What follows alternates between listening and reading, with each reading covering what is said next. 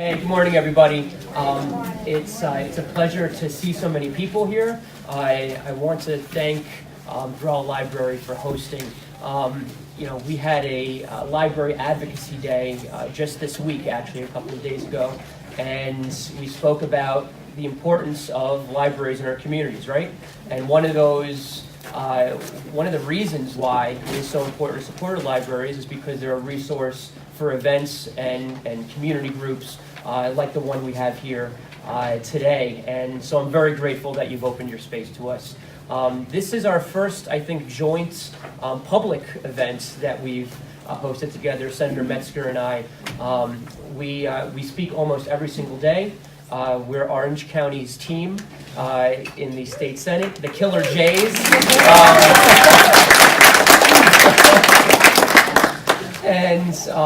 This is an incredibly important event because the most essential thing that we do every year is put together the state budget. And I'll just briefly outline, for those of you who don't know, sort of how this works. Every year the governor comes out with his executive budget proposal in January. So he's done that. He did it over a month ago.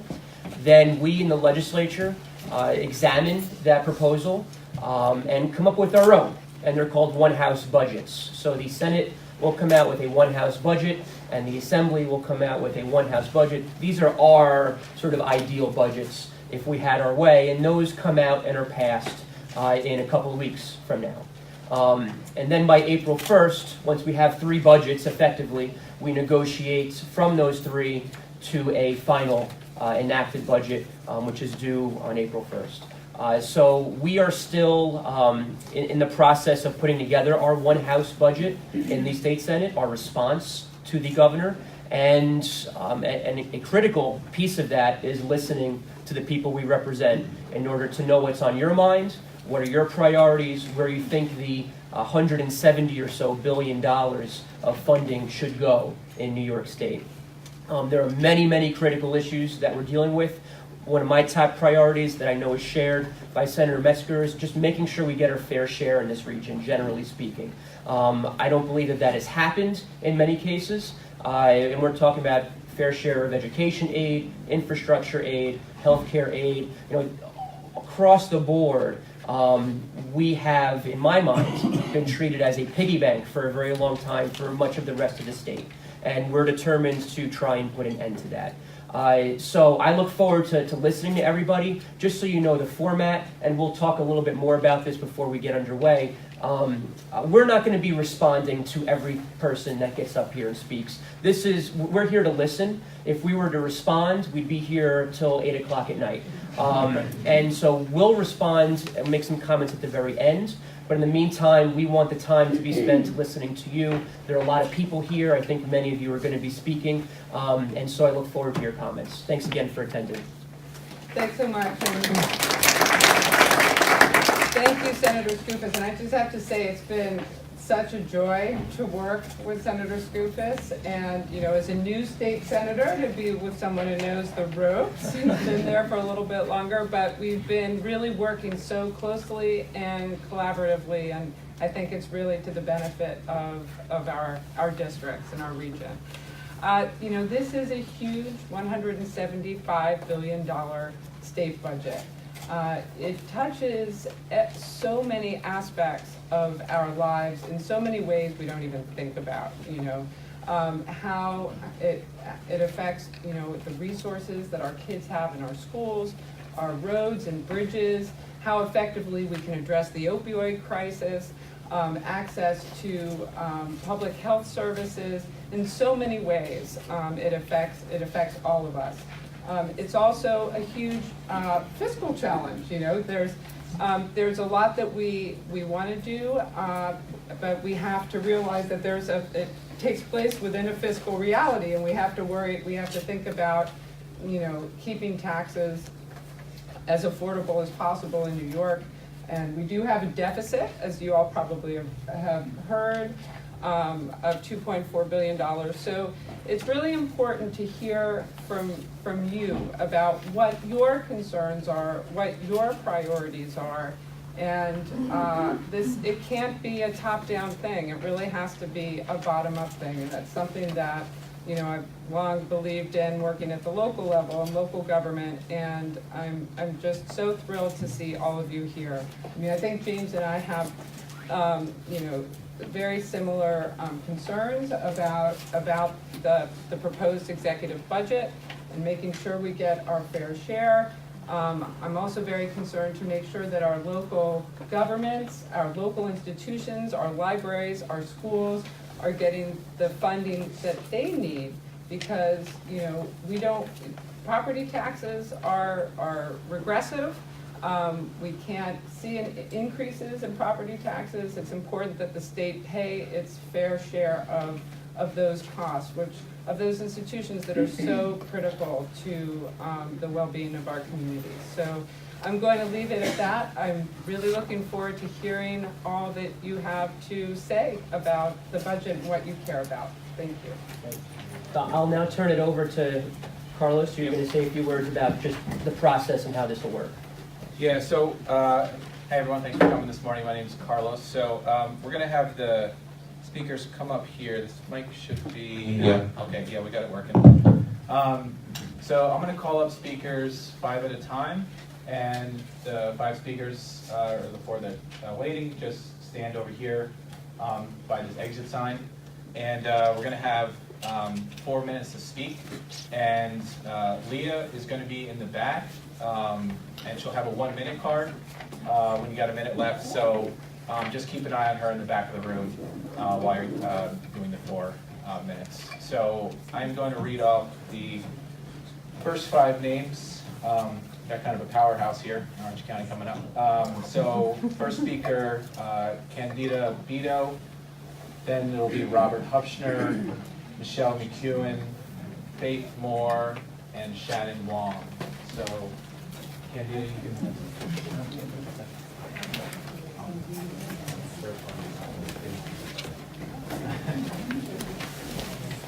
So, Robert, Michelle, Faith, Shannon. Where's Shannon? So you can go whenever. Okay. Well, thank you. Thank you so much for giving me the opportunity to speak. It's good to see you both. I am happy to be here. I'm one of your constituents, and so far everything you're doing is I'm happy with. So, good morning to everybody. My name is Anita Beto, and I live in the 39th district. Okay, and I'm in the town of Crawford, and I'm glad for the opportunity to come and speak about the needs that I feel are important to me in my community. Definitely, I support codifying abortion laws into the state, so that's good. I hope you know my choice is between me and my doctor, and that you take that forward going into your sessions, and adding sex as a protected class in the state constitution. As a resident of the town of Crawford, though, one of the things that I see my community need is really good transportation. There's an aging population and a young population that they need to get around. And so they also, we need to work in transportation in terms of us getting around and helping businesses stay in position. So creating maybe local bus services or taxi services, that's something that I advocate for. The businesses in my community, many of them are closing because there's not a lot of people going there. So this will help with that. So that's also very important for me. Businesses is one of those things that help our community grow, and so I see a lot of the businesses in my community in Crawford, closing as a result of not being able to meet their needs. And then finally, I would really love to see more education and funding for education concerning the racism and the bullying that's happening in our schools. Those are issues that are very important to me as a person of color and as a woman. So I hope that you consider those, going forward. I'm available to be part of any partnership or projects that you may have or you may think of, because together, is where we're going to make our community better. So I think. Thank you very much.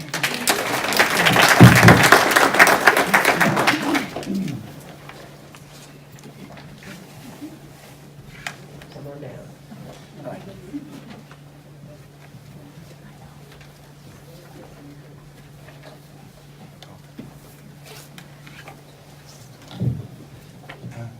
Good morning, everyone. Thank you so much for the opportunity. My name is Robert Hupsher. I am the Executive Director of the Ramapo Catskill Library System. We are a not-for-profit, quasi-government agency that was set up to support public libraries in Rockland, Orange, Sullivan, and a piece of southern Ulster. We have 47 member libraries. In Orange County, there are 17 public libraries. And state aid, for those of you that don't know, state aid for libraries, over 90% of state aid for libraries actually goes to library systems like RCLS. There are 23 public library systems, there are school library systems, and there are also what are called 3Rs, what we call 3Rs, which are the library resource councils, which work with academic libraries, hospital libraries, and other special libraries, and so on. Today I'm here to talk about public libraries and public library systems in particular. And I have a handout. I have a couple of extra copies which I can share. I'm not going to read my handout, and as you said earlier, we just had Library Advocacy Day. I was unable to attend, unfortunately, because I was in Washington advocating on behalf of libraries with our federal politicians, legislators, our 2 senators, and two of the House of Representatives, people who represent our area. But I want to talk about the broader picture. In my handout, one of the things I talk about is the fact that New York State, and I don't mean this in a critical manner, but in a factual manner, that New York State has been failing our residents. And why do I say this? Because in the most recent U.S. News and World Report, it tells us that in terms of education overall, New York State is 23rd in the nation. In terms of opportunity, that is opportunity for people to get beyond where their parents were, in other words, to climb up the ladder. New York State is 43rd. In terms of infrastructure, the roads, the highways, the telecommunications, internet, we're 19th. And in terms of quality of life, we're 32nd. So arguably, we've been failing our residents. And I can't address all of those things, but I will address public libraries. Public libraries, as you know, and Senator Skoufis, and I feel a little bit like we're talking to the choir here, because I know both of you are very strong supporters of libraries, but I think it's important to say, and I welcome the opportunity to talk about this to a broader audience so that you're aware of how libraries are funded. What public library systems do, and RCLS has been in existence for nearly 60 years. We were founded in 1959. Our role has been to help our libraries save money locally, because 98 to 99% of funding for public libraries is done through local property taxes. The rest of it is through cooperation and consolidation of services, so we help save our libraries money. My big concern, and I'm down to my very last bit here, I want to mention 2 things. We provide a return on investment. For every dollar of investment we get, revenue that we get from the state or from our member libraries, we return $4.69 in terms of services. I think all of you would be really thrilled if you got 469% return on your investments. In automation, we return 251% on investment, $2.51 for every dollar invested. But let me put this in context. In 1990-91, when the formulas were established to create the funding for libraries, we received 0.142%. That's just barely over 0.1% of state aid. This year, if the governor's funding goes through, we will receive 0.052%, or just over 0.5%. So we've lost over 2/3 of the funding that they established that the legislature established in the law that created systems and the funding. I've gone over my time, so I apologize. I'm willing to share the information that I have with any of you. Thank you so much for the opportunity, and thank all of you for being here.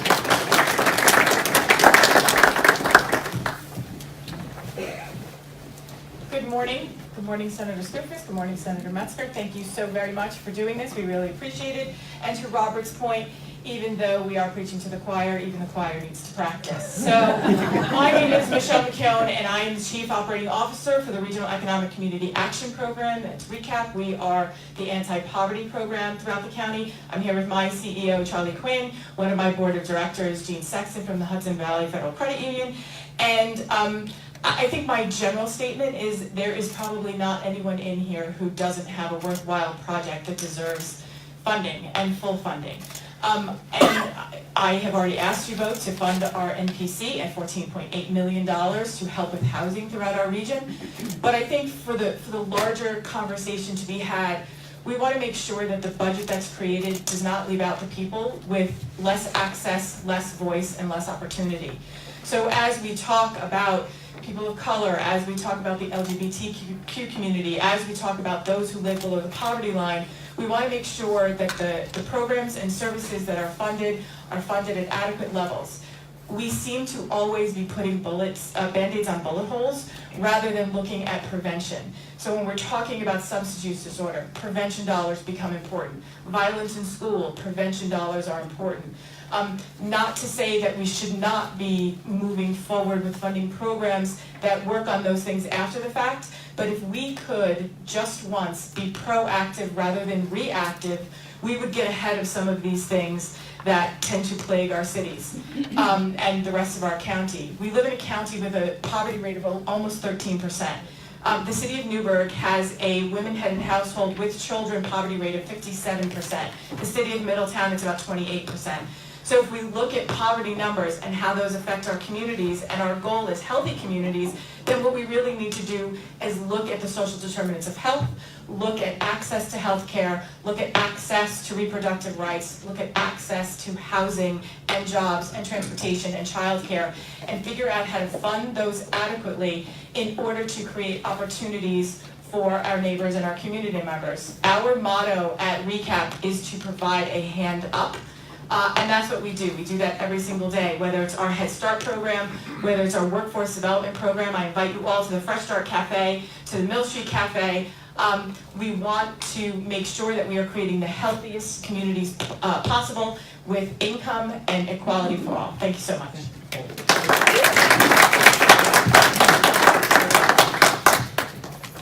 And you have great scones at that cafe. Thank you. Thanks, Senator. Man, how do I follow that? My name is Faith Moore, and I'm the Executive Director of Orange County Rural Development. We are the RPC in Orange County, so I think it was wonderful that I had the opportunity to follow such a wonderful speaker and an advocate. So I've met with both of your offices. I had the privilege of being there with the Rural Housing Advocates on Library Day. So if you've ever been in Albany on Library Day, and the large amount of people that come out to advocate, we felt like we were dominated. But again, preaching to the choir. Two wonderful people. Thank you for holding this event. I think it's wonderful to have people come out and speak, not just professionals.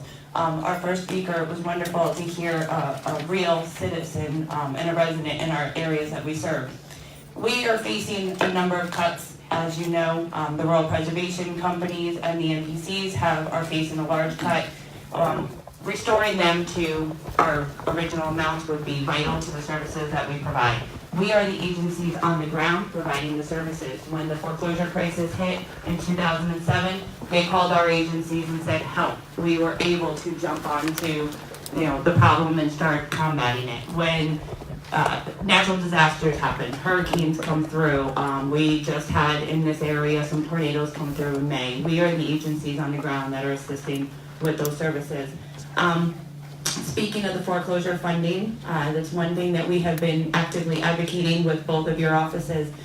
Since 2008, Orange County Rural Development has been the main agency located here in Orange County providing foreclosure prevention services. Since that time, we have assisted over 3,500 struggling homeowners in Orange County with a 45% succession rate by keeping people in their homes.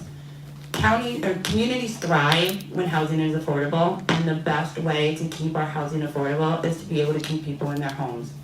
Due to the proposed funding cuts that are happening and there not being any additional funding in the budget for this year, we are forced to close our foreclosure program. We have switched as of November to doing an educational model. However, there are still 25,000 active foreclosures in New York. And right here in Orange County, we are still seeing an average of 7 phone calls a day of people calling our office struggling for help. So again, I'm preaching to the choir. We have spoken to your office. We know that you guys are both 100% in favor of our programs, but just wanted to continue to reiterate that with the rural preservation programs as well as the community first funding. Great, thank you. Thank you. Hi there. Thanks so much. Good to see you. Thanks for this opportunity, Senators, and for all the work you've already done to move the needle toward justice, fairness, and equality. I'm Shannon Wang. I'm a resident of Goshen and the director of the Lower Hudson Valley chapter of the New York Civil Liberties Union. The New York Civil Liberties Union is the ACLU affiliate in New York. We're a nonprofit, nonpartisan organization with over 8 offices throughout the state and 200,000 members and supporters. 17,000 of those members are here in the Hudson Valley. The New York Civil Liberties Union has helped lead the way to create a more open, just, and equitable society, often with the support of senators like Senator Skoufis and Senator Metzger. We lead the fight for civil liberties and civil rights through litigation, advocacy, public education, and organizing. Defending New Yorkers' right to be free from discrimination based on what you look like, who you love, and what you believe is a core component of our work. We also work to ensure that all individuals accused of a crime receive due process and equal protection under the law, and that's what brings me here today. The governor has included issues around bail and discovery in his budget, and has recognized that these are currently unfair practices. A critical measure of justice is how society treats those who have been accused of crime. In New York, being accused of a crime or charged with a crime often means facing bail, cash bail you can't afford, secret evidence against you, a lack of due process, extended pretrial incarceration, and the impossible choice between pleading guilty and getting out of jail. In short, New York's criminal procedure laws are incompatible with the American principle that you are innocent until proven guilty. Bail is a form of security that judges use to ensure someone returns to court. Judges across the state tend to choose the most burdensome form of bail, which is cash and commercial bonds. Worse, judges frequently set cash bail at rates that people simply cannot afford, and they don't even take into account what it might be possible for folks to afford. Right now, our bail laws create a two-tiered system in which the rich go home and the poor remain locked up. The harms of unaffordable cash bail are unequivocal. People lose their jobs, homes, and families. People also forfeit their right to a trial in exchange for a guilty plea. Is this really bad feedback? Yeah. Just, is that better? Better? All right, we'll keep trying. So discovery describes the process by which parties in court exchange evidence before trial. And this is a new issue that's coming before the Senate and the Assembly and is in the governor's budget also. Shannon, maybe a little Farther farther back. down? Is that Maybe. good? Try Is that better? Can you still hear me in the back? Yeah. Okay. I'm sorry. That must have been awful for you because it was not pleasant for me.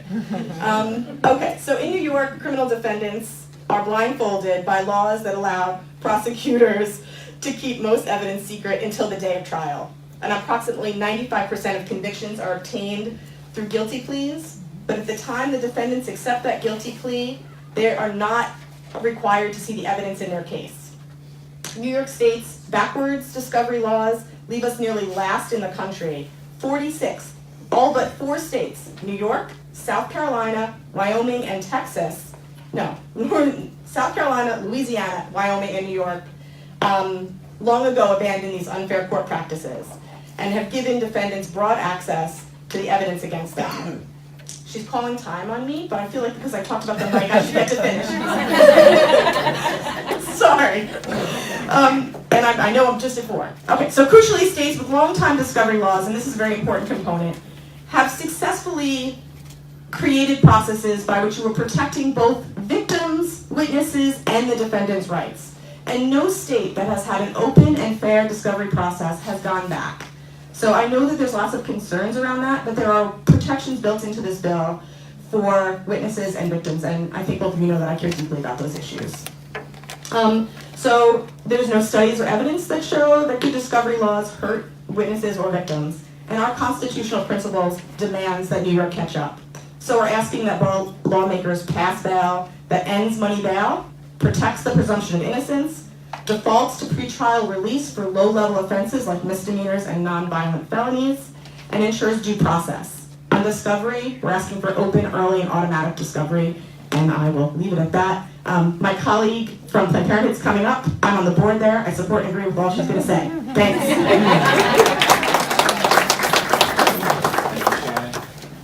All right, so we're going to keep on moving. We got a limited amount of time here and lots of speakers. It's great everyone came out, so let's keep on moving here. So we got Ivana Berger coming up to speak first, then Ignacio Sabella, Francis Fox, Pizzonia, George Lyons, and Linda Martini. Thank you. Oh, and just so everyone knows, I don't think we mentioned it before, this is being Facebook live streamed, so just so speakers are aware and people in the room are aware. Thank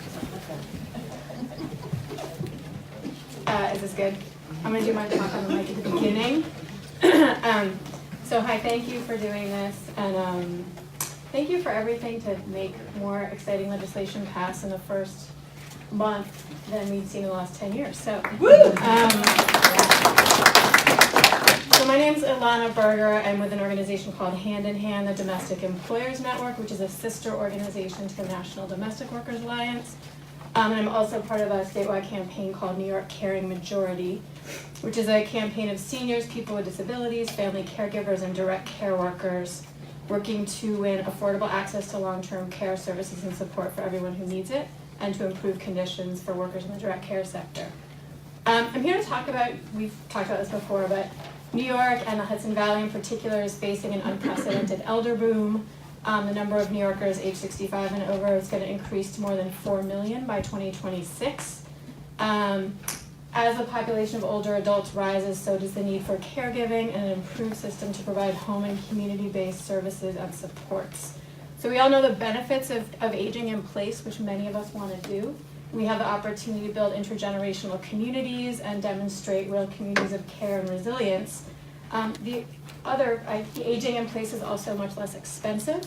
So the New York State Genworth report on the cost of long-term care talks about the fact that home health aid services can cost about $4,000 a month versus nursing home care that's over $11,000 a month. So while all of us, or most of us want to age in place, and most of us probably hope that ourselves and our loved ones will not need extra help, the reality is 70% of people in the state will need home care at some point in their lives. And because of this desire for people to age in place and the fact that people are aging and living longer, home care, the need for home care in our state is growing astronomically. So PHI, which is a preeminent home health care workforce think tank in the country, is projecting, if you take into account the high turnover rate in the home care field, industry, between 2016 and 2026, we will need to fill over 700,000 job openings in the home care sector, just in New York State. And so despite the need for so many home care workers to care for our family members who are aging, the pay for this work is egregiously low. So the average, according to the New York State Department of Labor, the average salary for home care aides is about $18,000 a year. There is nowhere that you can live on $18,000 a year. And then there's issues, particularly in a rural area like the Hudson Valley, there's issues around transportation, erratic scheduling, lack of benefits and supports that makes it so that we are not positioned to meet the need for this workforce in the state, which then threatens families and people with disabilities and our loved ones with having to go into institutionalized care. So I'm here to talk about why we need to invest in this workforce. And I just want to add, in addition to caring for our loved ones and keeping our families together and building caring communities, home care and care work is economic development. So as we continue to invest billions to large corporations in hope of attracting new jobs, we know that home care is actually creating real jobs. It already has real jobs that we just need to invest in. So we want to talk about improving the quality of home care jobs as a smarter investment than giveaways to giant corporations like Tesla, Amazon, and Legoland. So just to say real quick, thank you. we're advocating for three major things. I'll pass on the testimony, but we want to make sure that you are rejecting the governor's cuts to the consumer-directed program, which creates over 100,000 jobs where people can self-direct and hire family members and community members to support them. We have 2 pilots to invest in home care workers, a home care job and innovation fund that allows for regional specific experiments to improve quality for home care jobs, as well as an advanced aid program just funding that. So I have the testimony out, we'll give it to you all, but we really encourage you to invest in this workforce that invests in our communities. Thank you. This one's I'm going to try to talk without the microphone. I think I'm loud enough. Thank you very much for this opportunity to speak to you here and both senators. My name is Ignacio Sabella, and I'm the lead organizer for Nobody's May Hudson. And we have office from Middletown all the way to Kingston. Majority of our memberships are immigrants. I'm here, as I was listening, I was hearing the lack of funding for the budget, the lack of transportation. Well, what about if I were to say to you that we can come up with $57 million right now, and then $26 million annually after that? That we can cut down your insurance by $19 per car. That we can lower the 33% to 9% of accident fatalities of the hit and runs. All this can happen if we just have access to driver's license to all in your state. I'm talking about our community members. As we live here. I live here for 30 years. For me to go from Middletown to Newburgh, when I used to work, it used to be a bus trip. And the bus does not come often. We don't have transportation to get to our jobs. So imagine a world where we can go to work, we can go to see a doctor. This is for many of us a reality, but for a huge population of our community, they can't do that. I get a call at 2 o'clock in the morning from my cousin, take me to the hospital because your nephew is sick. He can't take his own son to the hospital. And I'm just talking about not going to federal buildings, not having ability to go into a plane or anything. I'm talking just the ability to drive. That's it. And you would say, how much is this going to cost to the state? Like I started in the beginning, it's going to be a revenue of $56 million for our schools, for our roads, for our hospitals. So the reality, we have some money that we are not, a community that can support the state, and we're not utilizing it. So I want to open this opportunity for us to create this this community that I dream for, right? I came here because I wanted a piece of a pie. I wanted my neighbor to knock on my door and says, you know, here's a cup of sugar you needed.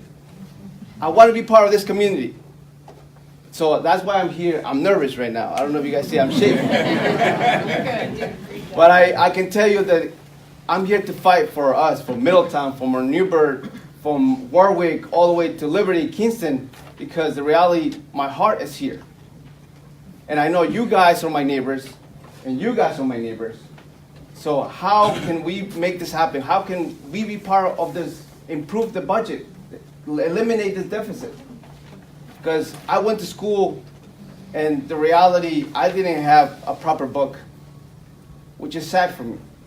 I don't want my kids someday to not be able to have the ability and the resources for them to succeed. So I'm here to advocate for this $56 million and for the reality for us to be part of this community. I think that's enough. Thank you very much for your time. Thank you. We'd like to mention there's a forum on this very issue in this very room. Right? Oh, no. Sorry, if I just 15 seconds.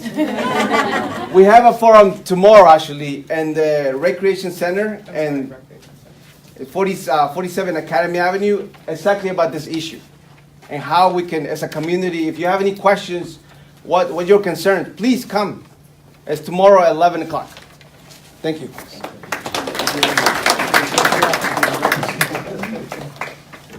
I'm going to try not to use the microphone too. I'll project. Good morning. Thank you for the opportunity to provide testimony today. My name is Fran Bates, and I'm the Vice President of Education and Public Affairs at Planned Parenthood Mid-Hudson Valley. I'm also a constituent, and I live in Montgomery, New York. For the past 85 years, Planned Parenthood Mid-Hudson Valley has been a trusted source of reliable health care in Orange, Sullivan, Ulster, and Dutchess counties. We serve over 20,000 people a year in 5 health centers, providing wellness exams, birth control, STD testing and treatment, cervical and breast cancer screenings, gender-affirming hormone therapy, abortion care, and more. We engage an additional 34,000 people through education and outreach programs. Our services reach the most vulnerable, marginalized communities in our region. This is a very challenging time in our country. We are witnessing unprecedented federal attacks on our basic and most fundamental rights. Thankfully, New York has responded with swift action, protecting access to safe and legal abortion care and expanding access to affordable contraception. This budget is yet another opportunity for our state to advance initiatives that support the ability of New Yorkers to access the care, education, and services they need. I offer the following requests relating to the proposed 2019-20 executive budget. Number 1, increase the funding for the New York State Family Planning Grant by $5 million. The New York State Family Planning Grant is an essential program that supports the delivery of high-quality preventive, reproductive, and sexual health care for low-income, uninsured, and underinsured individuals who may otherwise lack access to care. Planned Parenthood Mid-Hudson Valley is a current grantee. These funds are provided on a sliding fee scale so that cost is not a barrier to one's ability to obtain care. This grant has not seen an infusion of funds in years. The executive budget contained an additional $3 million for the grant. This was removed in the 30-day amendments. We asked the legislature to restore this $3 million and add an additional $2 million in necessary funding. The New York State Department of Health receives approximately $10 million annually in federal Title X funding, which covers 19% of the state's family planning grant. This funding is in jeopardy with the release of the final gag rule that prohibits Planned Parenthoods from participating in the program and gags all Title X grantees from referring women for abortion care even when they explicitly request a referral. This rule is unethical and opposed by major medical and public health associations. We expect this rule to be challenged and ask the legislator to ensure the necessary state funds are appropriated to maintain this vital program. Number 2, maintain funding for the CAP Comprehensive Adolescent Pregnancy Prevention Grant Program at the executive budget level of $8,505,000. The CAP program focuses solely on preventing unintended pregnancy in teens. The program emphasizes comprehensive, evidence-based sexuality education. Planned Parenthood Mid-Hudson Valley is a current grantee. Last year, we provided over 400 education programs reaching 4,500 participants. Comprehensive sexuality education is medically accurate, age, developmentally, and culturally appropriate education that addresses the physical, mental, and social aspects of human sexuality. In this Me Too era, now more than ever, we need programs and policies that prepare our young people for healthy lives and relationships. Research underscores that comprehensive sex education lowers rates of unintended teen pregnancy, STI infection, sexual violence, and bullying. In the fiscal year 2018 enacted budget, funding for the CAP program was reduced to approximately $2 million. It is critical that moving forward, this program receives no further reductions to ensure that these valuable education services in communities are maintained across the state. And lastly, I have to say that we encourage you to support the $8 million appropriations for the Maternal Mortality Review Board. We hope that that board gets approved and that the funding is there to help with the strategies to address maternal mortality rates. New York State currently ranks 30 out of 50 states in its maternal death rate. Black women are 3 to 4 times more likely to be impacted compared to white women. In New York City, that rate is 12 times higher. Women are dying. We must act. Thank you.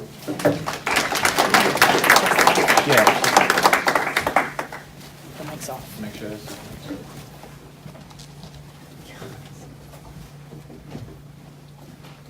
No, it's on, but not working. So Just everyone project as best you can.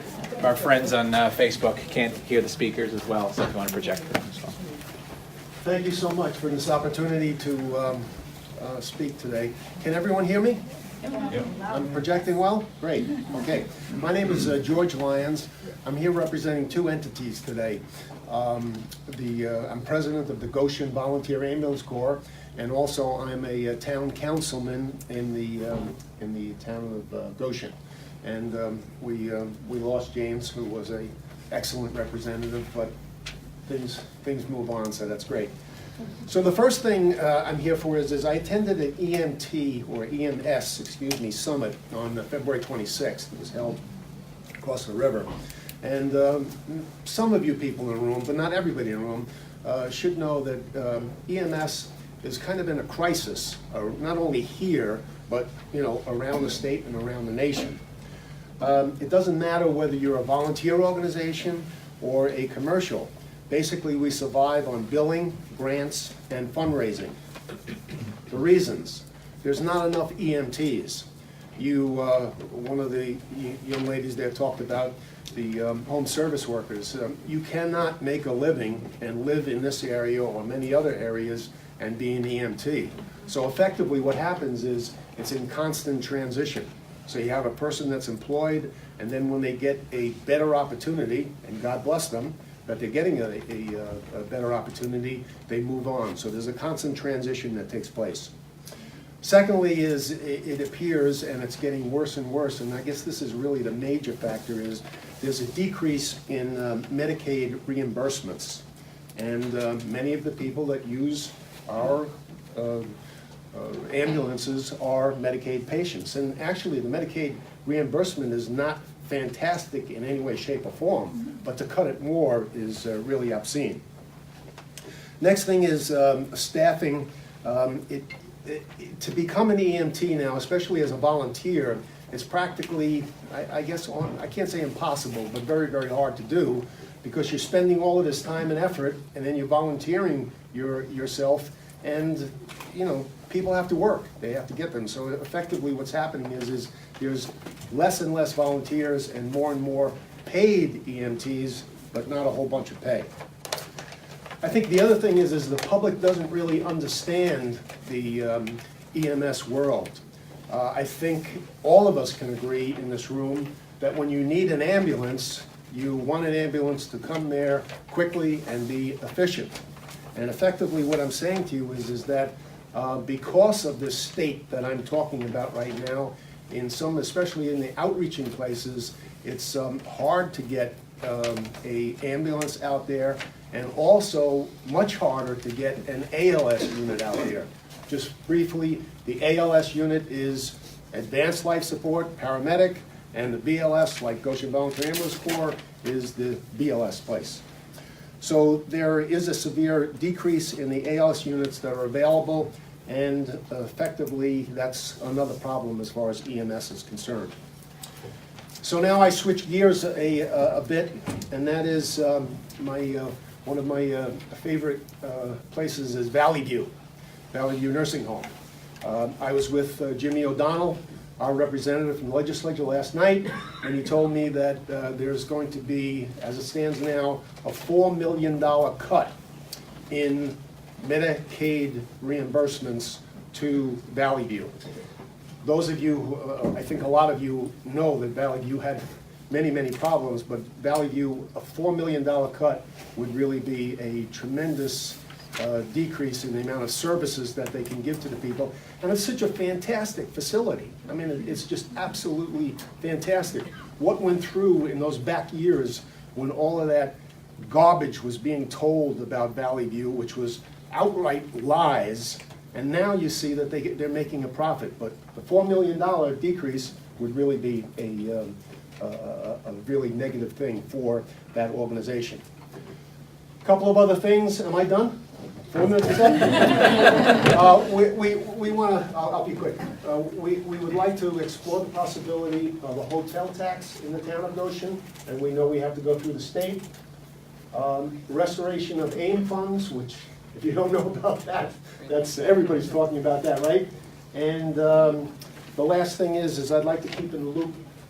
I know Kenny Newbold, who is here now, has been at your offices and stuff like that to be able to get member items, into the town.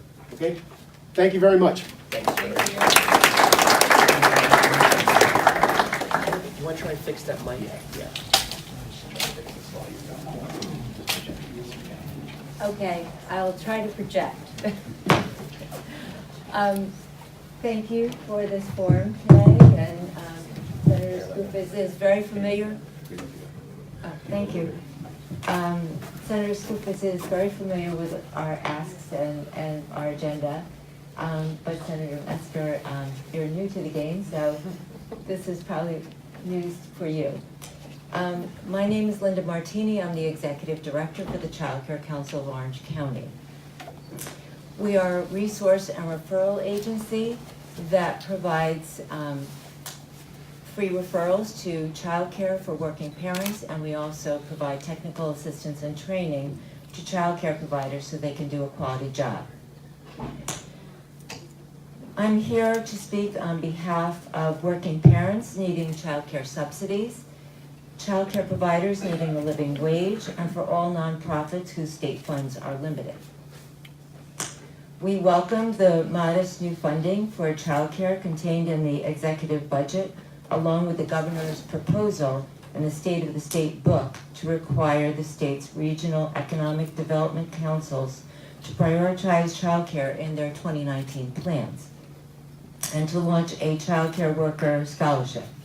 However, these investments and policy proposals do nothing to expand access to quality care to the thousands of families in New York currently unable to access child care assistance. We support the new child care availability task force that is working on a comprehensive plan to expand equitable access to high-quality child care for all families in New York that need it, and ensure a sustainable living wage for all child care providers. The state, however, must increase investment now to restore short-term stability to both the child care provider and subsidy systems. We strongly urge a total of at least $100 million in New York in new investment in child care subsidies and the workforce this year. Specifically, let me talk about first subsidies. We're going to ask the legislator to increase state funding to counties for child care subsidies for more working families. So we'd like an additional $51 million to restore the child care subsidy program to the level it was in 2016.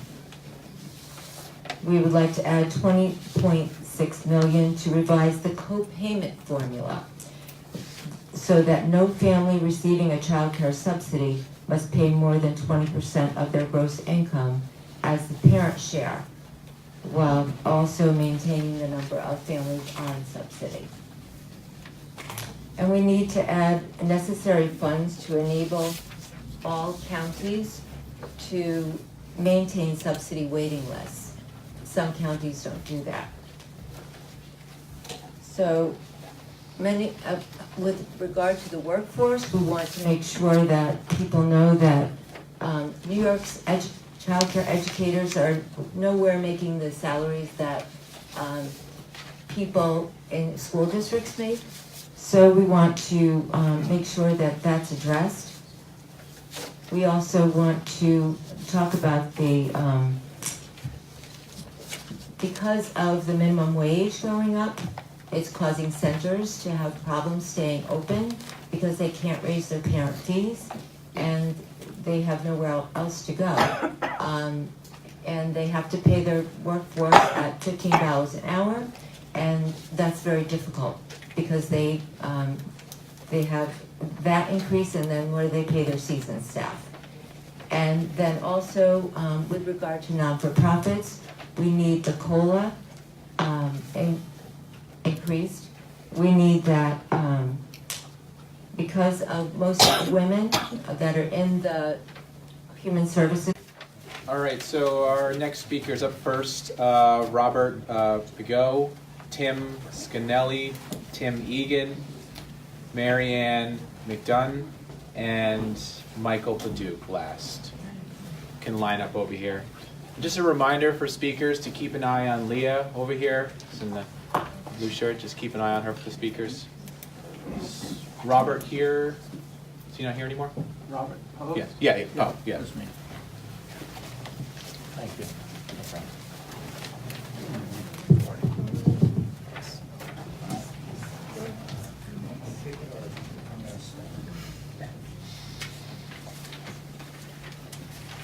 Thank you.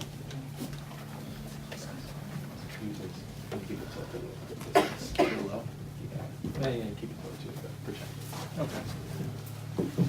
Good morning. My name is Robert Pogue, and my daughter Jeannie can't be here today, so I'm here to speak on her behalf.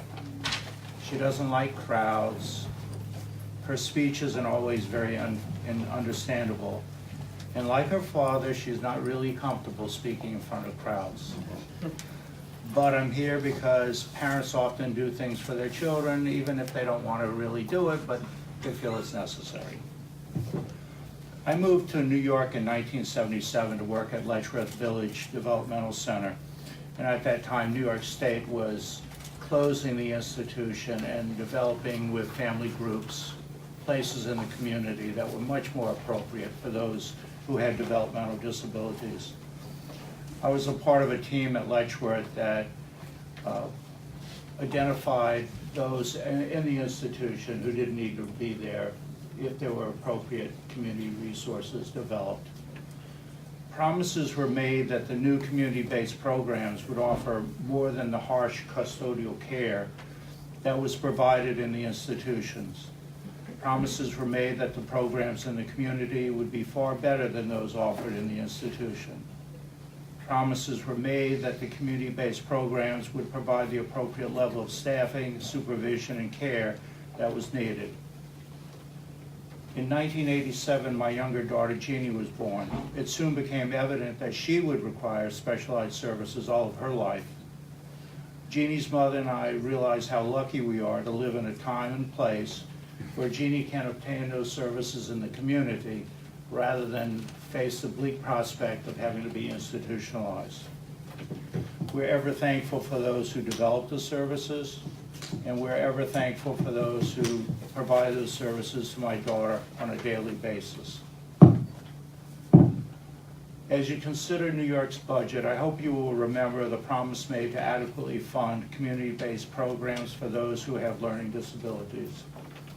No funding of services is adequate that does not provide staff working in those programs a salary commensurate with their training and responsibilities. Good services cannot be provided unless the staff providing the services are properly trained, supervised, rested, and paid a living wage. I ask that you listen to the providers of service, parents, advocates, workers who support the Be Fair to Direct Care programs. When they come to you and urge more funding to increase the wages of those who care for my daughter Jeannie and the many others who rely on these services. If you remember anything I say today, I hope you will remember that staff who care for Jeannie and the thousands of others with similar needs must receive a substantial salary increase if the promise of quality community-based programs is to be kept. Thank you very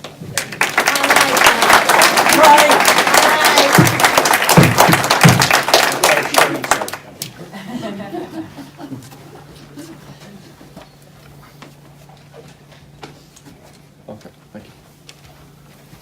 Morning. Thank you. Good morning. Thank you, Senators, for putting on this forum. I want to introduce myself. My name is Tim Scannell. I'm the Vice President of Mobile Life Support. We're an ambulance service. Our headquarters is over in New Windsor, but we serve most of the Mid-Hudson Valley, most of Orange County.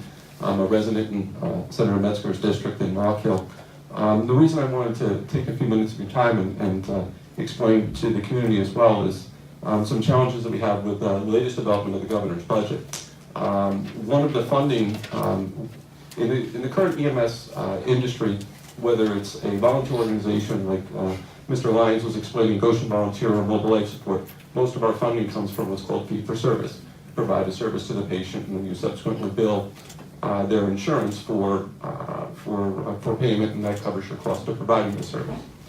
The governor's budget is proposing cutting a very key component of the existing funding, what's called the Medicare-Medicaid crossover. So if a patient has Medicare as their primary insurance and Medicaid as their supplemental insurance, the governor is proposing cutting the Medicaid piece of payment for that insurance. And it will be a significant reduction in the reimbursements that come to both the commercial and the volunteer services. So whether you're a Mobile Life Support or a Goshen Volunteer Ambulance Corps or a town of Walkill, I'll only speak for the company that I work for, but everybody will be affected. All agencies will be affected, and it's going to have a significant effect on the service that's provided to the communities. As I mentioned, the vast majority, depending upon the agency, either most or all of your funding comes from the fee-for-service. So if the proposed cuts that the governor has put forth in his executive budget are enacted, there will be significant, it's roughly 30% of the total Medicaid spend for EMS. So there's a significant cut in funding that will come down to the communities. So for us to continue to provide the service, as well as other agencies, there will simply have to be a reduction in service, there will have to be a reduction in coverage, there will be ultimately extended response times. So I ask for your consideration. I've spoken with members of both of your staff, but if you would please just consider looking at that funding, seeing about having that reinstated and put back into the budget. We would be very grateful and we'd be very appreciative, and I think we'll see fewer challenges downstream with EMS funding. Thank you. Thank you.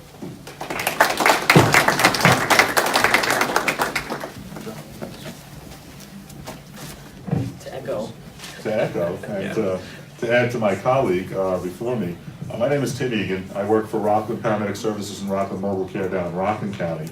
I live in Senator Skoufis' district. I'm on the board of directors for the United New York Ambulance Network, which is a trade organization that represents ambulance services across the state. Our member services serve 23 of the 25 largest cities in New York State, do more than 50% of all the 911 work in the state, and do more than 80% of all the non-emergency transportation in the state for ambulance transportation. And if you cut out what New York City Fire Department does, that 50% number jumps a lot higher because they do about 5 million calls a year.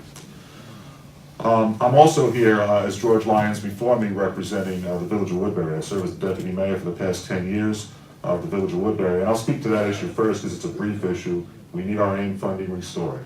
Senator Skoufis, I've spoken to you about this before. Senator Metzger, I just met you today, but to us that represents about $27,000, which isn't a huge amount of money, but as a percentage of our budget, it's meaningful to us, and we really need that AIM funding restored. Now I'll get into the meat and potatoes of what I'm here for.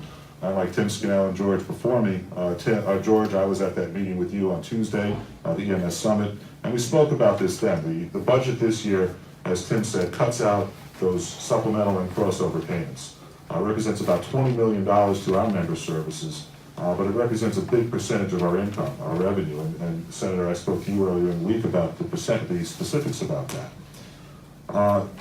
I'm not going to get back into what Tim already explained with regard to what the crossover is. But also, as you know, the governor released his 30-day amendments earlier, I think it was last week, and the deficit is now projected to be, you said 2.4, I think it was 2.6 billion, but either way, anything that starts with a B is a lot of money.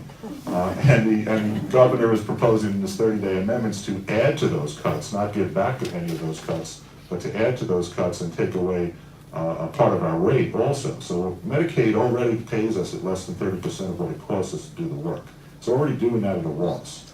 But now we're talking about eliminating the supplements, eliminating the crossovers, and cutting down our base rate.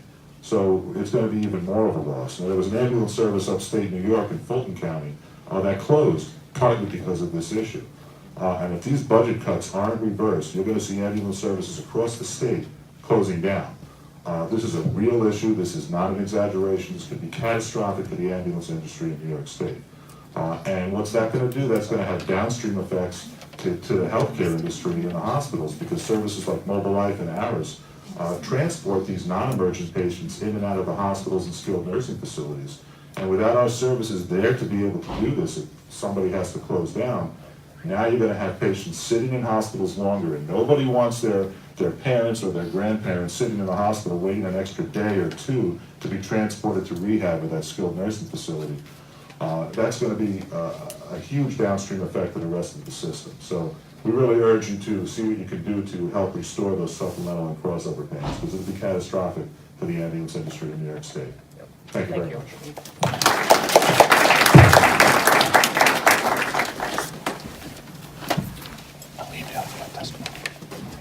Good morning. I'm going to try to speak without the microphone. Can you all hear me? Yeah. Great. First of all, it's not on my speaking agenda, but I would like to thank both Senator Metzger and Senator Skoufis regarding the bold and honest statements they made most recently with regard to Legoland. Because it's not on my agenda, so I'm using up my time, but I really need to thank you for that, because the egregious request for $1 million from us, Orange County taxpayers, to fund their advertising is just outrageous. That being said, I'll go on to my real issues that I'm here for today. The first issue, and I'll list them separately and then I'll go into them specifically. The first issue is the inadequate nursing home funding in this budget. And the second issue is the fact that Mr. Cuomo is proposing a Green New Deal of 100% clean and renewable energy, and yet just down the road we have the CPB power plant, we have Dan Scammer, we have all kinds of issues that have nothing to do with green and nothing to do with the New Deal. Getting to the nursing home first. The cuts are going to be, from what I could read, $246 million to all nursing homes, and that means for Valley View, as Mr. Lyons has already indicated, a $4 million loss to Valley View. If all of you remember Valley View, the people who were in charge, our county executive, the Republican legislators, we thank Mr. Pogue for speaking up against it, but they were using these, Mr. Pogue, thank you, they were using this excuse that Valley View was costing too much money, and as a result they were going to sell or close it, and that included Mr. James O'Donnell. From what has happened since, they got rid of OAS, which was a shell game for trying to close that nursing home, and now that Valley View is operating and using a contingency fund that was found by Mr. Anagostakis, who has recently been kicked off the Health and Mental Health Committee because he gave too much information. What's happening now is that they're using that contingency fund to run, so they're costing Orange County taxpayers no dollars, except from that contingency fund. If this $4 million that the cuts go through, what will happen is this will give our current county executive and the Republican legislature all the fuel for fire that they need to once again try to close this nursing home and, or more importantly, sell the land surrounding it, which has been their goal since 2002 about. But Mr. Sussman put a monkey wrench in their system. Mr. Agostakis and some of us in the community made sure that was stopped. This nursing home cut is the single biggest Medicaid budget cut in the governor's budget. The cost is going to be $9 per day that they will reduce for nursing home reimbursement. And this is at a time when all of us are getting older and sicker and living longer and needing nursing homes. So please oppose this budget cut to Valley View. Thank you.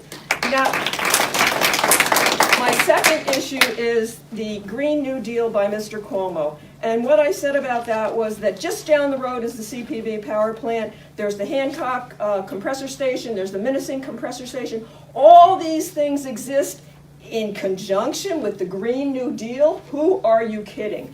And in the meantime, there's money that is being attributed or requested in this budget for clean water infrastructure. There's another $400 million, another $1 billion to clean up hazardous waste. But I asked the governor, please, you two, please help the governor go truly green. Shut down the power plant. Do not operate Cricket Valley. Do not open Dan Scammer as a fracked gas power plant. And really get New York State to go truly green. This is really, it's an insult to the people of Orange County that you would have a Green New Deal that would have that power plant putting out the current emissions that it does. And I say, shut it down. Thank you.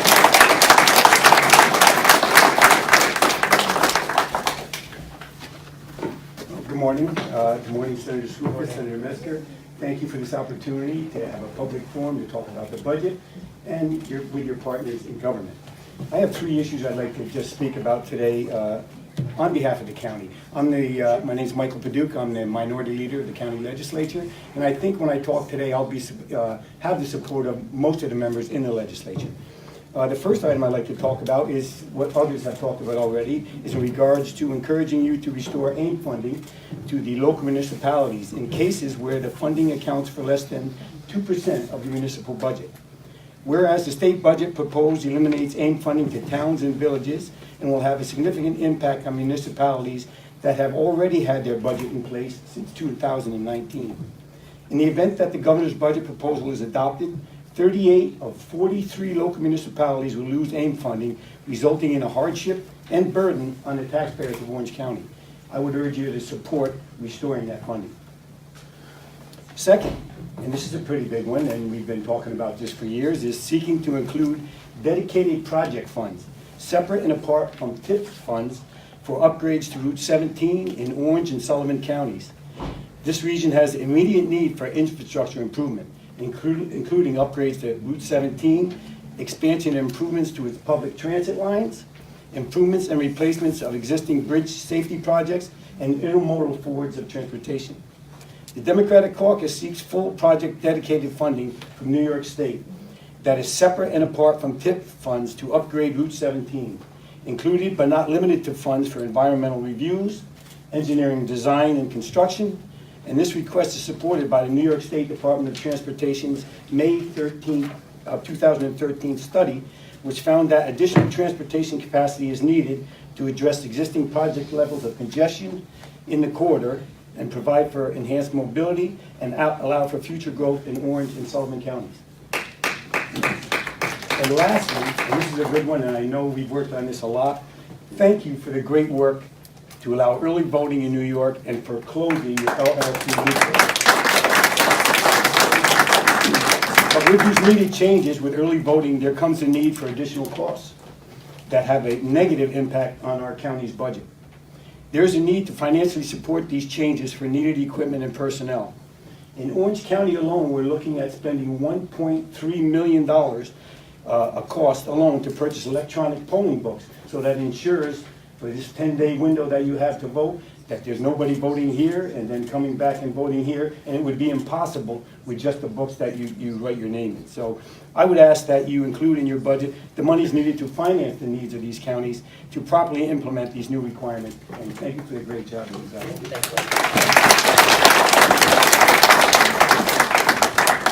All right, next group of speakers, and thanks so much for everyone staying within the time limit. And just a reminder, keep an eye on Leah for the guest speakers standing over there.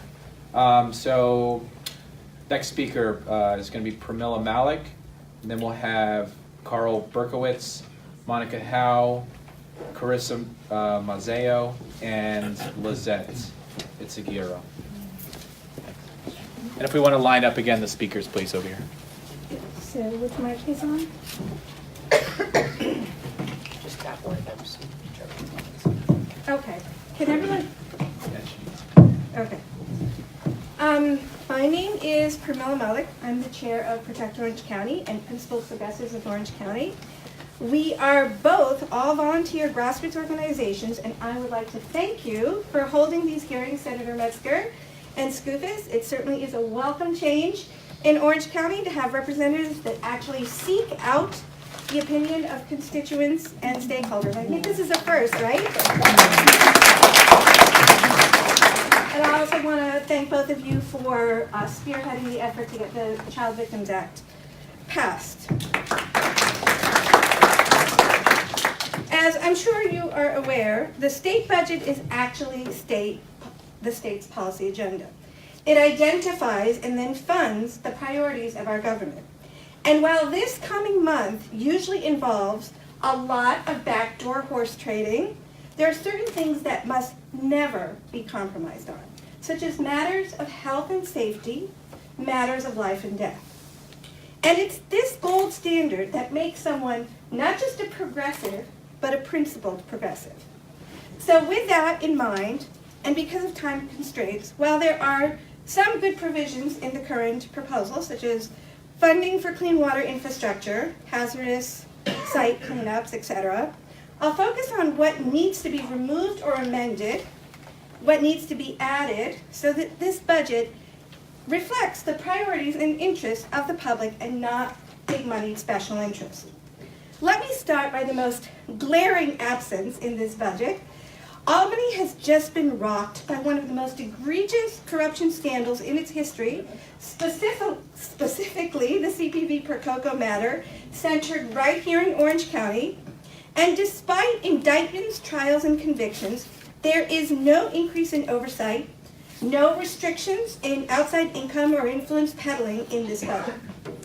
And as chair of the Oversight Committee, Senator Skoufis, and as representative of constituents victimized by these crimes, Senator Metzger, and Marianne referred to the CPV Valley Power Plant that is poisoning all of us as we speak, we urge you to make oversight hearings on the sordid CPV matter your #1 priority. And once you initiate that effort, you'll likely find that it also leads you to the Orange County IDA, which Senator Skoufis had suggested needs to be looked at, and many red flags about the Legoland approval as well. Senator Metzger did take Protect Orange County's pledge to call for oversight hearings, and I hope Senator Skoufis will lead that effort as chair of this relevant committee. All decisions surrounding this project are suspect and mandate public explication. And I'll give you some examples.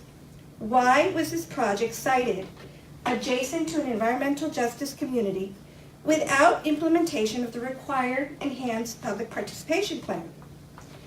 Why were both Millennium and CPV given pilot agreements by the Orange County IDA without meeting the requirement to guarantee local jobs? Why did Senator Bonasek prevent the mapping of wetlands that just happened to cover 80% of the CPV site? Could it be because his son was employed by CPV? Was that a quid pro quo arrangement? Why did the New York State Department of Health back away from conducting a health review of the plant when they had originally committed to it? And even more recent, under the current DEC commissioner, why did the DEC refuse to tag and protect the eagles along the Valley Lateral Pipeline in violation of both state and federal law that the entire world witnessed? I can go on, and honestly, we have hundreds of these questions. But as Judge Valerie Caproni rightfully stated, these crimes have completely eroded public trust in government, and you cannot do your job until that trust is restored. We need you to be our voice in Albany. Draw a line in the sand. Ignore CPV's power and influence, and demand justice for Orange County. The next item that must be amended is climate legislation, and I've already testified before on the positive provisions of the government's Climate Leadership Act, and I'll elaborate on that at the next hearing. But leaving corruption aside for a moment, and on the basis of cost and cost alone, prominent climate scientist Anthony Graffia looked at the CPV project and concluded that it would cost the public more than $940 million annually in healthcare and infrastructure damage costs. I'll wrap up. So we need to shut down this plant immediately on that basis alone and enact legislation that makes that happen. And we also, I'm going to just jump through the other points that I have. We need, yeah, quickly, divestment from fossil fuel plants. Everybody mentioned EMF. One really important thing is the provision in the government's budget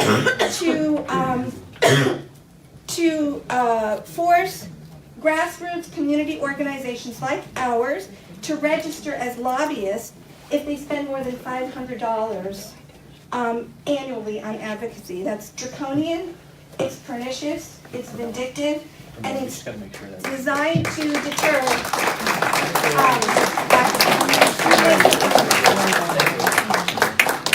and I'm going to give you that report by Dr. Ignacio.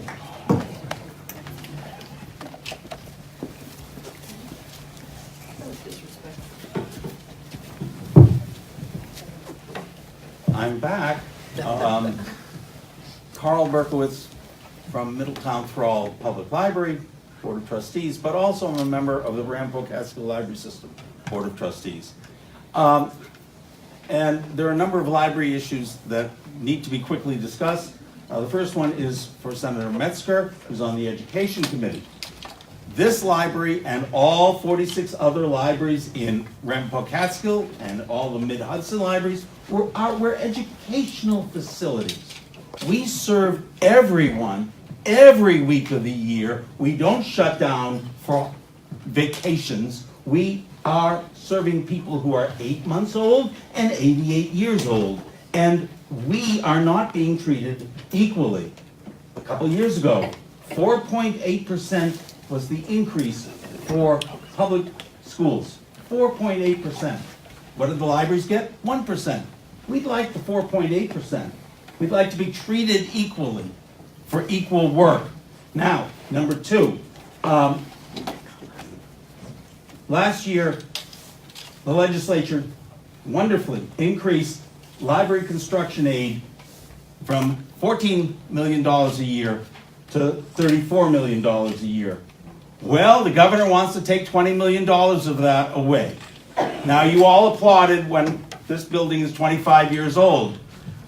There are buildings being built out there now. Take a look at Goshen. Their library is actively under construction and will be opening next month, I believe. Those buildings are being built with state aid, and cutting back $20 million is a real insult to all the libraries who this year want to apply for money and hope to be treated equally. And third, our libraries are in the forefront of the 2020 census count issue. And our libraries, particularly here in Orange County, will be actively involved in getting the count right. And that's crucially important. You heard so much from other people about young children. Guess who aren't being counted? Take a look at any of the censuses, and the birth to 5-year-olds are not counted. And we know they're not counted because 10 years later, those children show up in the 10 to 15-year-old count. So we know they're there, but we don't have a count for them. And it's crucial that we get that count right. Otherwise, we're going to lose 1 and possibly 2 of our federal legislators. So, and $800 billion. Well, and that's $800 billion here or there. Folks, I could go on, but I won't. Thank you.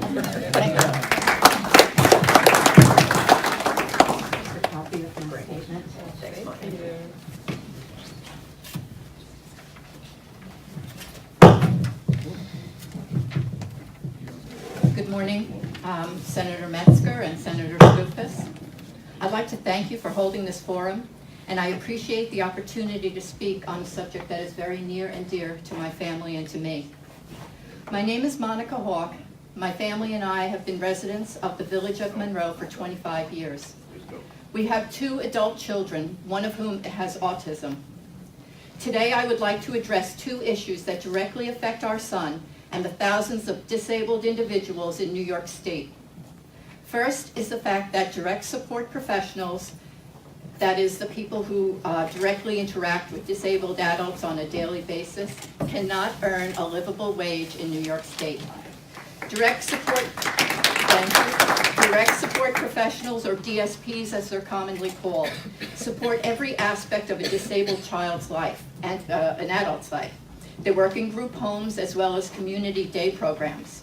Our son Matthew attends one of these day habs, the Greystone Club Atlas program in Warwick, New York. We see firsthand how hard direct support professionals work every day in New York to provide a safe and enjoyable program for our son.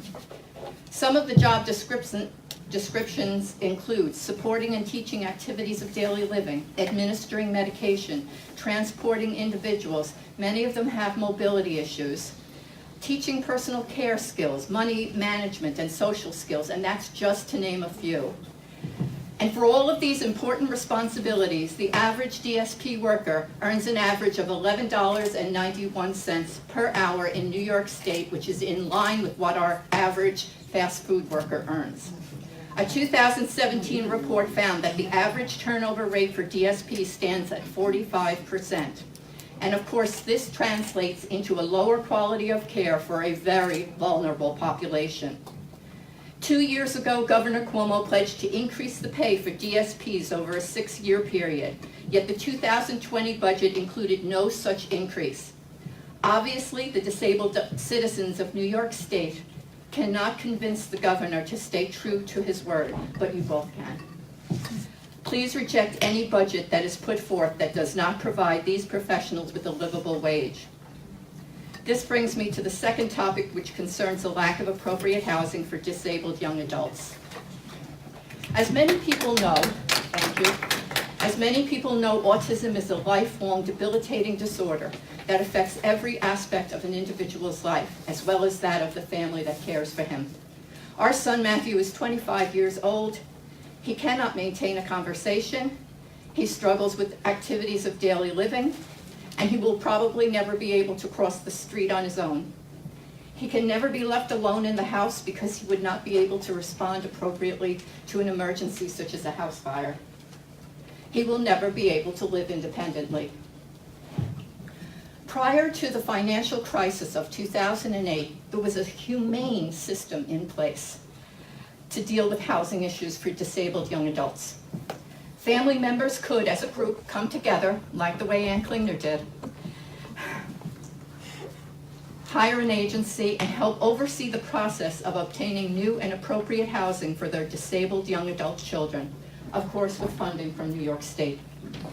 These adults would be approximately in the same age group, and hopefully they would share the same interests.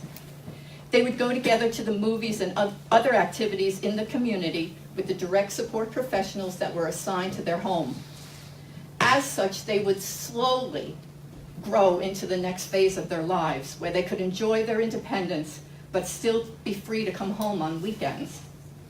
Today, it's a different story. Currently in New York State, there is a moratorium on new housing for disabled individuals. According to the New York State Medicaid waiver site, there are 6,800 disabled adults on the residential waiting list. And we are told that the only way for our son to become eligible for housing is if there is no competent adult at home. In other words, when my husband and I are either incapacitated or deceased. And even in that case, he would be placed in a home where there was an opening, which would most likely be a home where an older adult had died. No consideration would be given to the fact that all the other members of the house could be 40 years older than him. It would be an emergency situation, and New York State would fulfill its obligation to give him a bed and a roof. This current policy is short-sighted and indifferent to the needs of the disabled community. I would describe it as cruel and inhumane treatment of the neediest among us. I respectfully request that when it comes to the 2020 budget vote, remember the New Yorkers that cannot speak for themselves, and increase funding for new residents, and please give the professionals that work with them every day a livable wage. Thank you.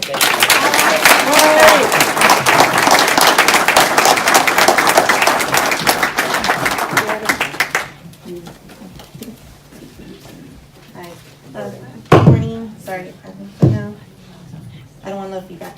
My name is Lisette, and I am a citizen of Orange County, and I'm here to talk about different topics. And I'm listening to everybody, and one of the things that did touch me is one of the concerning things is also the foreclosures and housing crisis being faced here in New York State and Orange County. But one of the first things I wanted to talk to you guys about, and hopefully you guys will consider to have some type of funding right now for schools in order to teach them about diversity and culture. Because recent events and the current climate that we're in, there's a lot of division, and I feel that one of the reasons why there's division even in our schools is because children aren't taught about culture or diversity. I am raised in New York City. Our school systems had programs that taught about just everyone's culture, from different events to even in the arts. We had people visiting and doing performing arts, theater, spoken word, things that taught children about others and acceptance and tolerance. And even though there is a anti-bullying campaign in a lot of these schools, I don't think they're implemented to include that. Because I've spoken to many schools and part of the committee that I'm with, the Paris Committee in Orange County, we don't see that. They have, you know, treat everyone kindly, but they don't understand the differences that allow us to tolerate what they don't understand, if that makes sense. So, and that would be funding, I guess, through school and arts and other things that would allow for that to be an opportunity for children from elementary through high school. Another topic that I also would like to see if it's a possibility is more outreach for the youth, including for teens. So programs, like current programs, I feel are not as accessible to these kids, especially teens. In my town of Wallkill and even in the city of Middletown where I have a business, a lot of the teens really don't have anything to do, and there's been so much crime because of it. So the programs that I've heard about, I've heard because, you know, I have to go and research where these programs are. Like YMCA has Beat the Streets, but I don't think a lot of parents know about these programs, and I heard it's very limited, and it still costs something to the parent that they may not be able to afford, because unfortunately, in the cities and the city of Middletown and the town of Wallkill, there are a lot of parents that live either at or under the poverty line. So I'm hoping that perhaps more support for the youth coalition in the town of Wallkill and other youth programs, maybe grassroots, not-for-profit programs that may be created through a funding in the city of Middletown and other places in Orange County and in New York in general, but that would, I know about it in Orange County. I was hoping that more, I guess, oversight and funding could be created for that. And I know that there is funding for the arts through the budget. I'm not sure if it's been cut in any way, but the arts does contribute significantly to our economy. In New York alone, it contributes to $114 billion. Yet, in Orange County, we don't have an arts or science center. A lot of this is privilege to those that can afford it, if they can travel far to give their children that education, that experience. If they want to put their kids to learn STEM or STEAM-related programs, they have to pay hundreds of thousands of dollars for these programs. They're not very affordable for a lot of parents. So I feel like we're missing out on our youth being able to experience education through the arts and sciences because we don't have anything to offer them, especially in Orange County. A lot of programs that do exist are in New York City. So a lot of parents can't, leave and go to New York City to have them experience that. So if there was something for funding to be created for that in Orange County, I think that would not only contribute to our economic structure, but also to their education and to their growth. We're going to have water that comes out that not only is going to be for our thirst and our health, but it's not going to harm us. Talk to the city of Newburgh about that assumption. We cannot assume that anymore. We need to be proactive instead of reacting and managing crises. And that's what the Environmental Protection Fund does, and that's what the Clean Water Infrastructure Act does as well. My stepdaughter is 21 years old, no MS in our family. She now has MS, and she's one of the people that was tested and has high levels of the PFOAs in her blood. They're not saying it's connected to the water, it's just a coincidence. That's also unacceptable, not just for my family, but for other families as well. And I really thank you for your support for the $300 million EPF and farmland. I do want to talk about one more thing. Someone had mentioned the aging population. You may not be aware of this, but New York State is very, very unique in that 90% of our farms are small family farms. We're getting ready to face a crisis. Nearly 70% of those farms are in the hands of aging farmers who have no succession plan whatsoever. So those farms could be lost to development through no choice and not through the intention of the farmer, just because we can't get young farmers onto the land. The state's farmland protection program is only slated to be $17 million this year. Again, that's for the entire state. We are asking to put $20 million into that to try to help address those issues. Thank you. Thank you.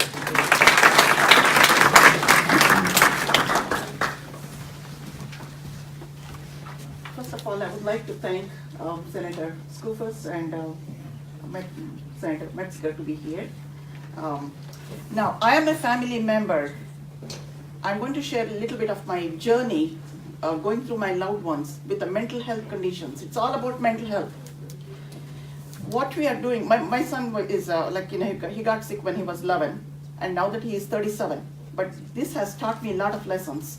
Number one, what we are doing in the community right now is educating the young school students, middle school and high school, to recognize the warning signs of mental health conditions, such as depression, anxiety, bipolar, what to look for. We are encouraging the students to speak up how they feel.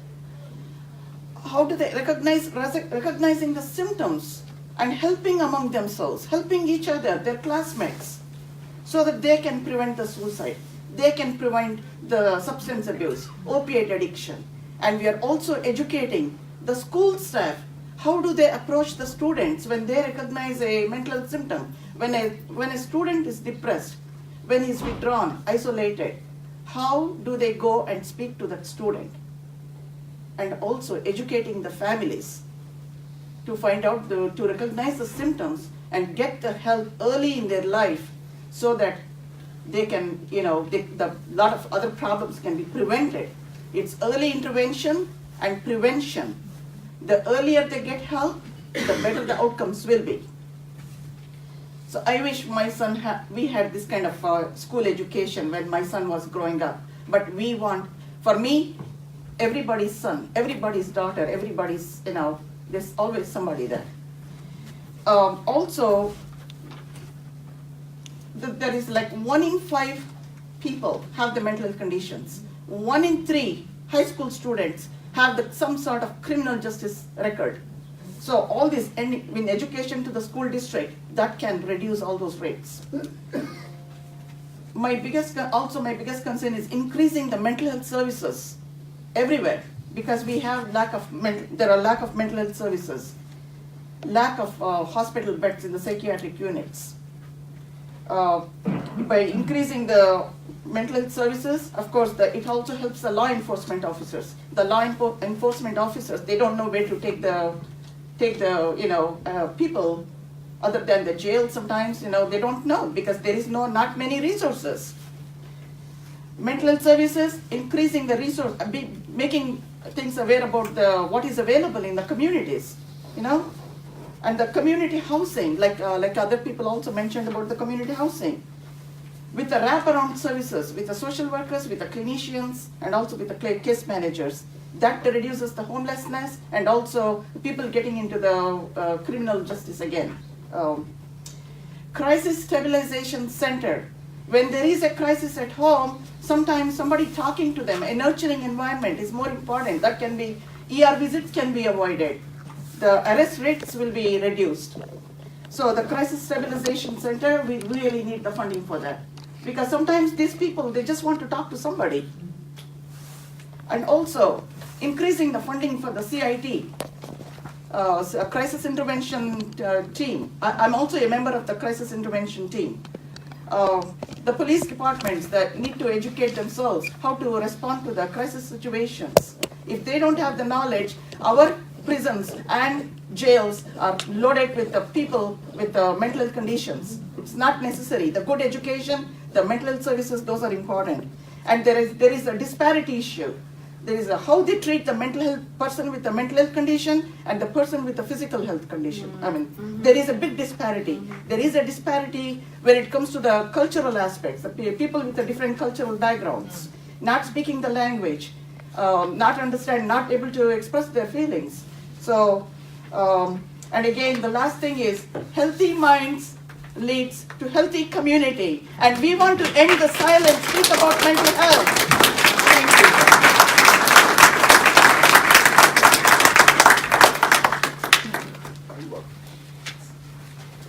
Hello, Senators. We're old friends. I think Senator Skoufis is getting the idea I've been stalking him. I've been to his local office twice, and Albany once, now today. And I just met Senator Metzger, and you should probably never forget me because we met in the restroom of all places. My name is Babby Satzman, and can everybody hear me all right without the microphone? Okay. And I'm here representing Independent Living, Inc. out of Newburgh, but all independent living centers in the state. There are about 40 independent living centers across the state. And specifically the program that I've been managing for 15 years, which is a very special a home care program known as Consumer Directed Personal Assistance Service. And for those of you who are not familiar with independent living centers, but I know you are now, independent living centers really started as a movement in the 70s in Berkeley, California. That's when I was also in the movements, all the movements back then. But to equal the playing fields, to provide civil rights for people with disabilities, any disability, all ages. Womb to the tomb, as our founder here in Newburgh, Doug Hovey, is fond of saying. And that is what our center provides. We now have about 50 programs spreading across 6 counties in the Hudson Valley. And my program, Consumer Directed Personal Assistance, is only one of them. For independent living centers, please help provide the $5 million needed. We haven't been funded and increased in funding in about 8 years, I believe. I'm not here, everybody else, I'm very much in awe of with your numbers and your figures. I'm not a numbers person. I'm just a passionate, speak from the heart person. Consumer-directed personal assistance service allows individuals to hire people who have Medicaid, to hire somebody they know that they want to come into their home and are familiar with. It allows the individual to have people they know taking care of them, doing some of the most basic tasks of daily activities of daily living, and also allows them to schedule. They don't have to stay home and wait for an aide from somewhere to come to their home. They're getting who they know, they can create a schedule, and they can remain active in their community. Active tax-paying citizens, rather than being institutionalized or having to take aides that may not show up. This year, the governor has proposed severe cuts to this particular program. He would like to almost eliminate it by virtue of the fact that he wants to, and the program that I manage is really, we provide payroll based on what the consumer tells us their aides have worked, and there are very elaborate fraud-proof mechanisms to do that.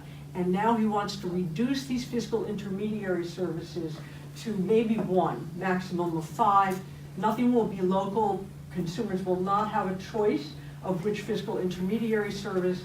And without that local touch, you really are going to increase fraud, because we're out there as part of an independent living center overseeing everything that goes on. We are not just a check writing company. So with that said, thank you very much.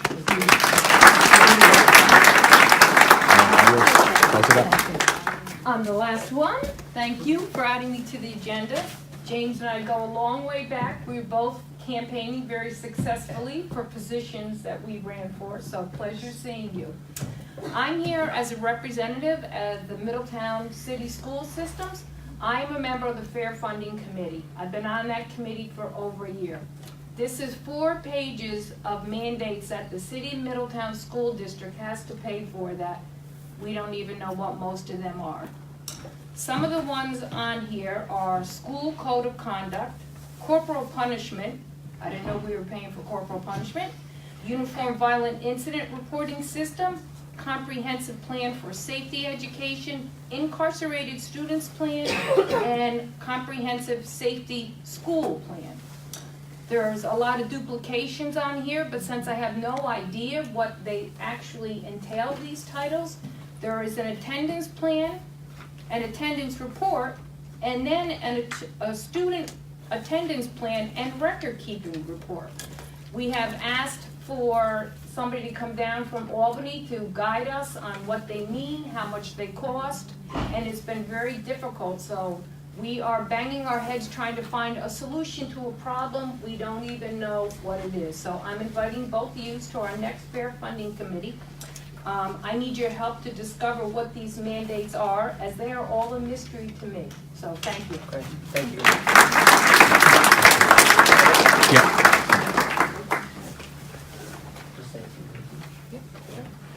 you. So many of you stayed. I'm really impressed throughout the entire thing. Look, I think it's very clear why this was important for both of us to listen to. There was a mix of testimony from organizations and professionals who have serious stakes in the budget that's being proposed and will be adopted in about a month. And then we also heard from and this is always, sort of the risk where, people who are really well organized are the ones that come out and make themselves heard. But we heard from a really good mix of just private citizens who came and shared their compelling personal stories and personal interest in what's going on. And so I found this very helpful. I'm sure Senator Metzger did as well. And, we are in many ways citizen legislators here, right? We're not experts in everything. We're not experts in almost anything. But the only way that we can effectively do our job as a result is to hear from individuals like yourself who either are experts on different issues or have personal experience on the items or with the items that you all spoke about. And so we have our work cut out for us. I think it's fair to say we've been already working very, very hard since the governor's budget came out. I have many concerns, some of which were expressed today, whether they be fiscal concerns with cuts to really important programs and services. But there's a lot of policy in the state budget as well. And that's something that a lot of average people don't realize, is that it's not just numbers and cents that happens in the budget. There's also a tremendous amount of policy. And so, where we can find agreement with the governor, we're certainly going to support him and what he's proposed. And I think we're two of the most outspoken state legislators up in the Senate. I know that where we disagree with the governor, we've already made noise and we're going to fight back. So we appreciate I appreciate this opportunity. We appreciate it, and now we've got the next month ahead to try and put together a budget we can be proud of. Jen? Thank you. I first of all, what is so valuable about this forum is hearing from the organizations working on the ground. Recap, Child Care Council of Orange County, Planned Parenthood of the Hudson Valley, all of the organizations, you're taking the budget and you're putting it in its context of how it affects the operations of your organizations serving our communities. So that's so important. And also hearing from parents directly about how their children are affected by this budget. And that puts it in such important context for all of us, but also it arms us with information that we can go back to our conference, we can go back to the Senate and really show how these cuts and how the budget is affecting our communities and what we need to advocate for. So I really appreciate hearing from you all.